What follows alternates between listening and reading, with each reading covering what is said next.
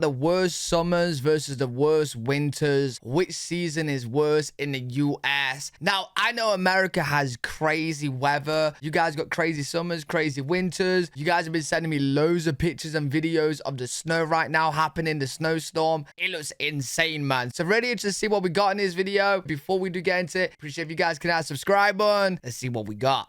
Howdy, it's Kyle talking about what might be the worst season in the US climatically. We all have certain preferences, what we can handle, whether hot summers or humid summers, really cold winters or really snowy winters. So here I want to take a look at a handful of the worst seasons in the US to see which one might be the ones you can handle the most or handle the least. What I did here is I'm trying to think off the top of my head. Well, like in the UK, the weather's kind of just all the same. Most of the time it's just raining. It's just like cool weather, right? Never gets really too hot. Sometimes it gets really hot. Sometimes it gets really cold, but it's not like extreme. I feel like America, yeah, I don't even know which one I'd be able to pick. Take a look at a couple of the worst summers in the US. So I'll look at a desert type summer where the temperatures are really hot, but it's also kind of dry. I'll look at a southeastern kind of swampy summers where it isn't quite as hot, but much more humid. I'll look at a Great Plains winter where it's just really cold, low temperatures, a lot of wind. And also a lake effect Great Lakes type winter with a ton of snow, although it might not be quite as cold as the Great Plains, to see which one of these is the actual worst to handle for a few months of the year. I'm going to start off by talking about summers in desert areas. Yo, this picture alone is already making my mouth like dry, bro. I need some water, man. These are regions where you have just the highest overall temperatures. For the U.S., what's usually considered the hottest city is Yuma, Arizona, in the southwestern corner of the state along the Colorado River. In Yuma, in the summertime, there are 4 straight months, June through September, where the average high is over 100 for the month. And there are 7 months of the year, April through October, where you... Wait. Record high. This is in Celsius. 31, 36, 39, 42, 49... 49, 50, 51, 49, 50... Huh? The average temperature? Or is that record high? 51. Bro, how do you even... Huh? That's hot. Several days within that month, well over 100 degrees. Yo, the hottest place I've ever been to was Greece. And I'm pretty sure it was like kind of like mid-30s maybe. Like the highest I ever got was like 34, 35 maybe. Bro, 49, 50, 51 is crazy. And so in some of these desert areas, you can get summers that just last a long time. Again, it can be 6 or 7 straight months of temperatures over 100, certainly well over 90. And to go along with this, it's almost always sunny. So the sun is just always pounding down on you. It's just relentless. There's often no shade to be found. No breeze? If you're in the cities, you also have the urban heat island effect going on with all the concrete and asphalt. And it can be generally dangerous to be out in desert summers without sunscreen. Wait, no. It'd be dangerous anyway. Like, yo, when I've been to like on a holiday, like in Greece, and I was walking around and there was no like shade or anything, I felt like I was dying, and that's like mid-30s. Low 30s. Yuma is usually considered the sunniest city in the U.S., and between March and October, at least 90% of the daylight hours has sunshine. Damn. And it isn't just the number of days over 100 Clear degrees. skies. It's also the number of days over 110 or even 115 degrees. That's crazy, in humid places, it might hit 100 degrees every now and then in an extreme summer day, but it's really common to be well over 100, again, well over 110 quite often in a place like Yuma. And with See, I initially thought when I seen the title of this video, right, I initially thought I'd prefer like a worse summer than a worse winter. Like a very hot summer to a very, I was going to say very hot winter, very cold winter, right? But after seeing those temperatures, yeah, I would be able to survive in that, man. Temperatures like that, the fact that it's a dry heat doesn't matter too much because it's just so freaking hot. Crazy. But one huge difference between dry and humid summers, so in this case a desert, at night the temperature cools down quite a bit. Beautiful. So even in Yuma, in those months where the high temperature is over 100, the low temperature might be anywhere between the 50s and mid 70s. But for these dry climates with these really high temperatures, it's only extreme heat for the middle of the day. It's usually about 10 a.m. to about 6 p.m. where the temperatures are really, really hot.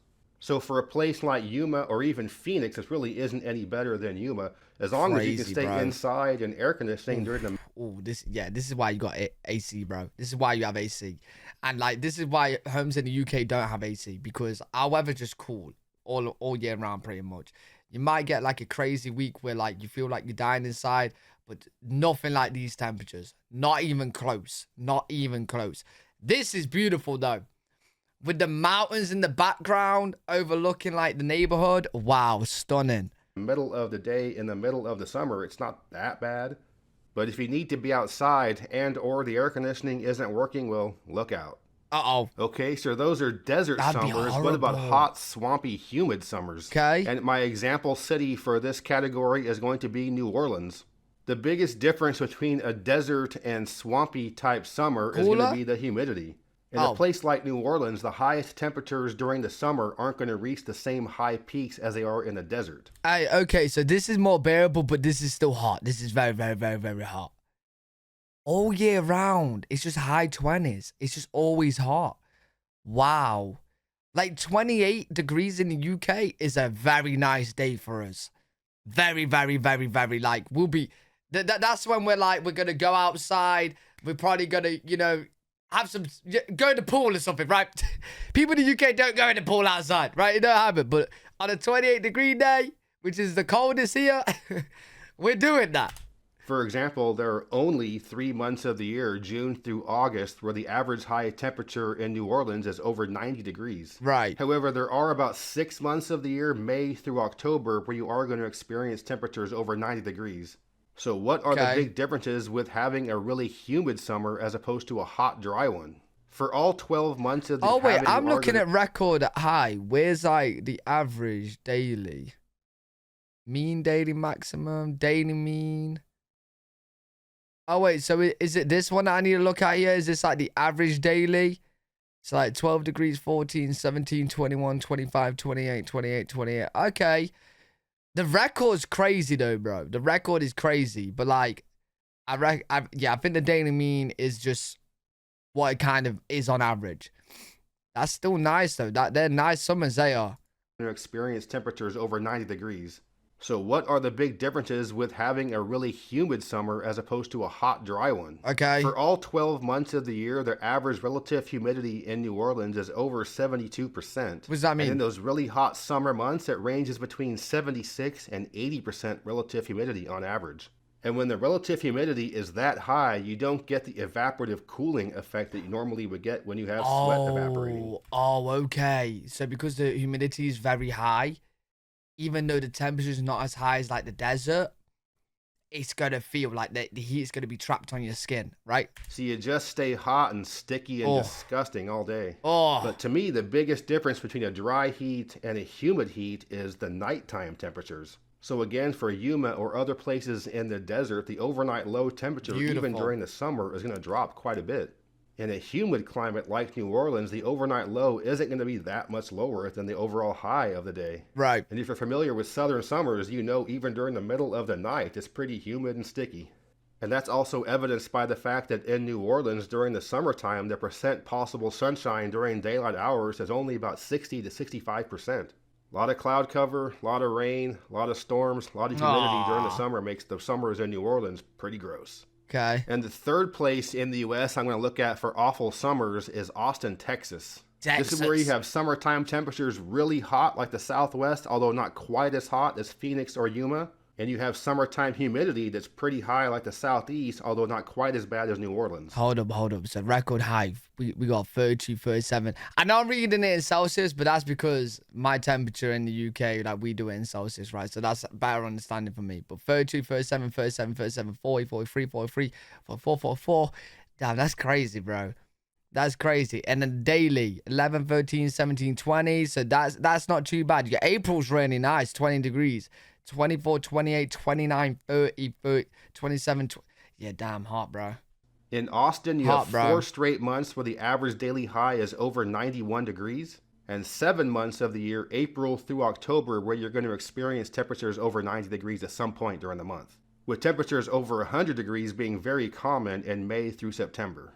So not quite as bad as Yuma or Phoenix. Wait, what's this then? Like, there's so much in this mean daily maximum.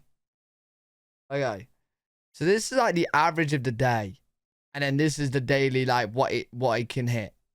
The mean daily maximum.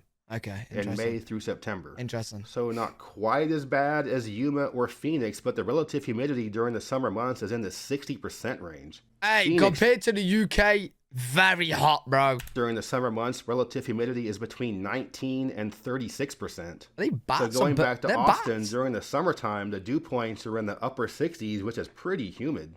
But I recently spent time in what might be the worst city on earth for the combination of heat and humidity. What's that? And that would be Abidjan, Ivory Coast. This place was awful. Abidjan, Ivory Coast?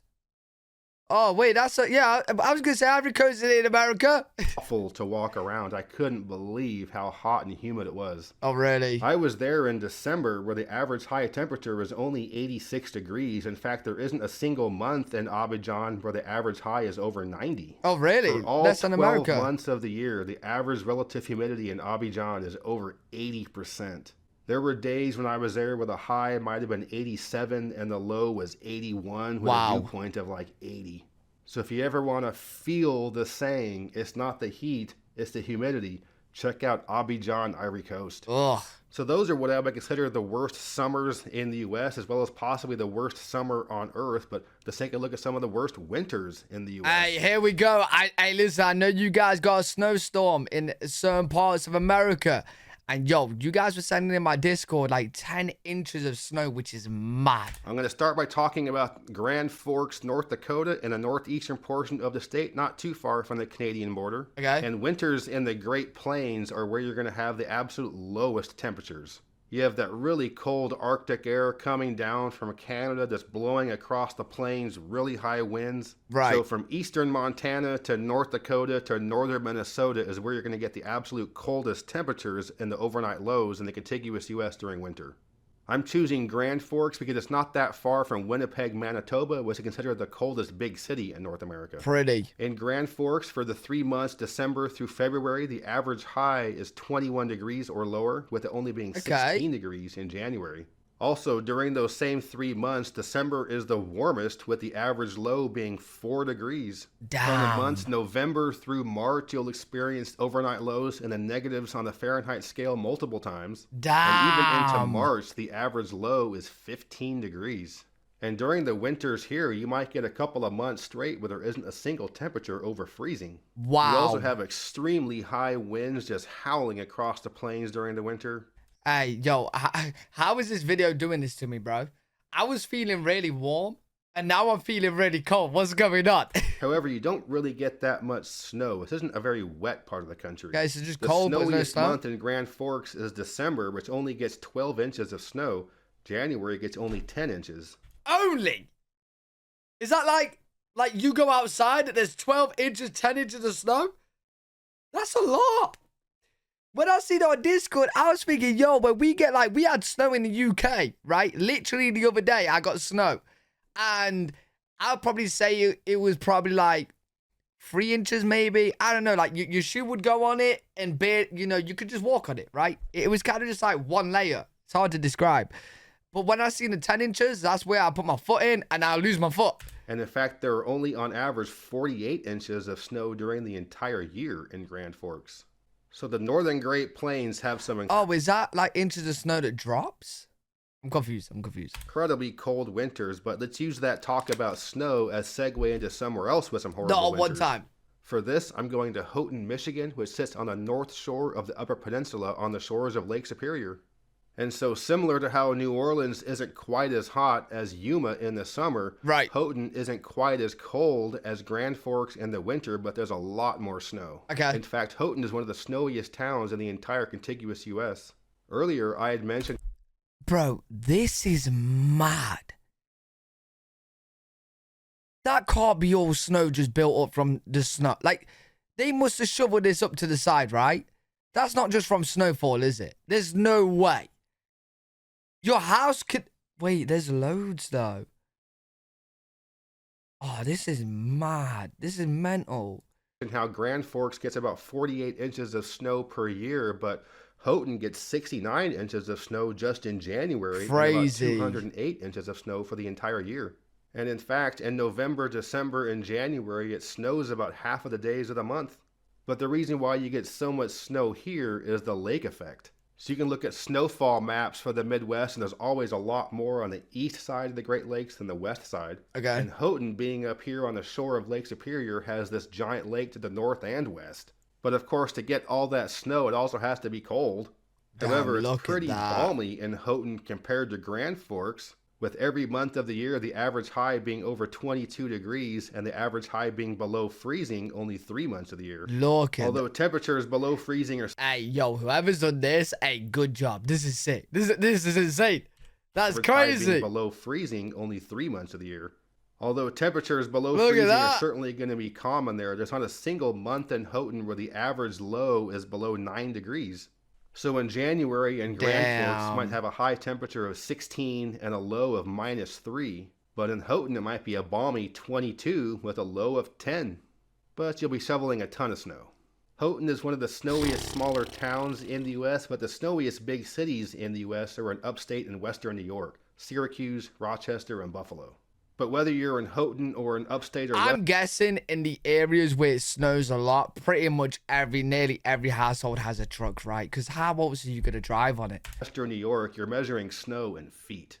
So when you compare some of the worst Great Plains winters to some of the worst Great Lakes winters, it comes down to how much you can handle extreme cold versus shoveling a lot of snow.